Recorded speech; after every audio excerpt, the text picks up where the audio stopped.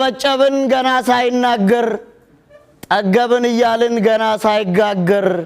አጨብጭቡ ሲሉን ያጨበጨብን ነጋላቸው አሉንኛ ጨልሞብን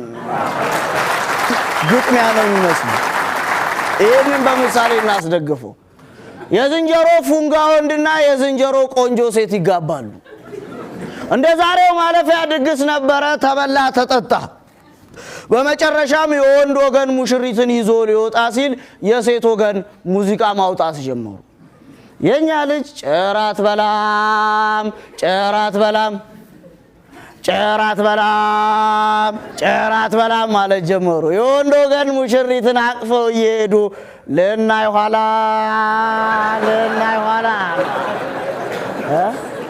ይታይ የሌለን ማንነትና ግብር ሲያላብሱ ሰርተ አለ መብላትን ሲያሞጋግሱል ለች ከሴት ወገን የፈሪ ወላጅ ታስታውቃለች አፋፍራ ሆና በለው ትላለች እስከመቼ ድረስ ነው ለራስ ምሽግና መደበቂያ በጅቶ ምስኪኑን ሰው የሚያጫርሱት እንደ ልጅነቱ ድንጋይ ይወረወሩ ዘመዶቹና ቤተሰቦቹ ቤት መደበቅ ለምዷል ብድግ ብሎ የሚረጋ ዘይት የሰጡኝ በብሔሬ ምክንያት ነው